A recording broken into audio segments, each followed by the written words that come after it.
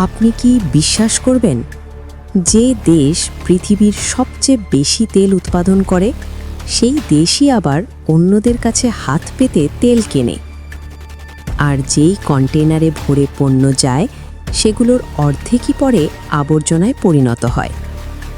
কেন এমন হয়?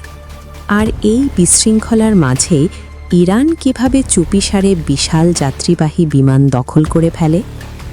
চলুন ধীরে ধীরে এই অদ্ভুত পৃথিবীর ভেতরে ঢুকে পড়ি। সমুদ্রের দিকে তাকালে আমরা শুধু পানি দেখি, কিন্তু বাস্তবে সেখানে চলছে এক বিশাল ব্যস্ততা। প্রতি মুহূর্তে হাজার হাজার জাহাজ পৃথিবীর এক প্রান্ত থেকে অন্য প্রান্তে পণ্য বহন করছে। এই জাহাজগুলোই আমাদের দৈনন্দিন জীবনের অদৃশ্য নায়ক। আমাদের কাপড়, ফোন, এমনকি ঘরের ছোট ছোট জিনিসও কোনো না কোনো সময় এই কন্টেইনারেই ভেসে এসেছে। কিন্তু সমস্যা শুরু হয় যখন এই পণ্যগুলো একমুখী হয়ে যায়। বিশেষ করে চীন থেকে যখন হাজার হাজার কন্টেইনার ভরে পণ্য আমেরিকা বা ইউরোপে পৌঁছায়, তখন একটা অদ্ভুত ঘটনা ঘটে। ফিরে যাওয়ার সময় সেই কন্টেইনারগুলো বেশিরভাগই খালি পড়ে থাকে। ভাবুন তো, একটা কন্টেইনার ফিরিয়ে নিতে খরচ হচ্ছে হাজার হাজার ডলার, অথচ সেই জায়গায় যদি পণ্য ভরা থাকত তাহলে আয় হতো লাখ লাখ ডলার। ফলাফল, অসংখ্য কন্টেইনার আমেরিকার বিভিন্ন জায়গায় পড়ে থাকে। কখনো স্টোরেজ হিসেবে ব্যবহার হয়, কখনো গলিয়ে ফেলা হয়। এটা শুধু অপচয় নয়, বরং বৈশ্বিক বাণিজ্যের ভারসাম্য ভেঙে পড়ার একটি স্পষ্ট চিহ্ন। এবার আসি আরও বড় এক প্রশ্নে। আমেরিকা কেন নিজের তেল নিজে ব্যবহার করতে পারে না?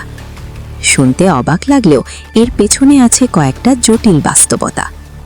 প্রথমত, সব তেল একরকম নয়। আমেরিকার মাটিতে যে তেল পাওয়া যায় সেটি হালকা ধরনের, কিন্তু তাদের পুরনো শোধনাগারগুলো তৈরি করা হয়েছিল ভারী তেল প্রক্রিয়াজাত করার জন্য। এখন যদি তারা নিজের তেল ব্যবহার করতে চায়, তাহলে পুরো সিস্টেম বদলাতে হবে, যার খরচ আকাশচুম্বী। তাই তারা কি করে? নিজেদের হালকা তেল বেশি দামে বিক্রি করে দেয়, আর বাইরে থেকে সস্তা ভারী তেল কিনে আনে। দ্বিতীয় সমস্যা, পরিবহন। তেল যেখানে উৎপাদন হয় সেখানে সবসময় শোধনাগার থাকে না। পাইপলাইন বা পরিবহন ব্যবস্থার সীমাবদ্ধতার কারণে এক জায়গার তেল আর এক জায়গার নেওয়াটাই হয়ে যায় কঠিন ও ব্যয়বহুল। আর তৃতীয় কারণটা একটু ইতিহাসের সাথে জড়িত। একসময় একটি আইন করা হয়েছিল যাতে দেশের ভেতরে পণ্য পরিবহনের জন্য শুধু নিজেদের জাহাজ ব্যবহার করা যায়। কিন্তু সেই আইনই এখন উল্টো সমস্যা তৈরি করেছে, কারণ এই জাহাজগুলো পরিচালনা করা অনেক ব্যয়বহুল। ফলাফল, নিজেদের তেল থাকা সত্ত্বেও অন্য দেশ থেকে তেল আমদানি করাই তাদের জন্য সস্তা পড়ে। এখন মনে হচ্ছে সবকিছুই যেন উল্টো চলছে, তাই না? কিন্তু গল্প এখানে শেষ নয়। চলুন এবার নজর দিই ইরানের দিকে। বছরের পর বছর নিষেধাজ্ঞার মধ্যে থেকেও ইরান কিভাবে উন্নত যাত্রীবাহী বিমান জোগাড় করে, এই গল্পটা যেন একদম সিনেমার মতো।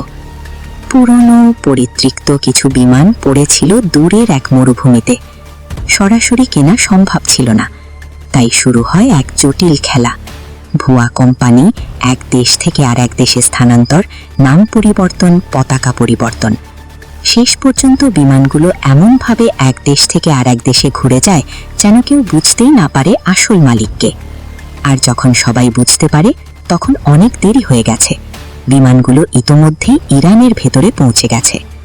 রাডার বন্ধ, ফ্লাইট প্ল্যান বদল, মাঝপথে গায়েব হয়ে যাওয়া, সব মিলিয়ে এক নিখুঁত অপারেশন। এই পুরো ঘটনাগুলো আমাদের কি শেখায়? পৃথিবীটা আমরা যেমন দেখি আসলে তেমনটা নয়।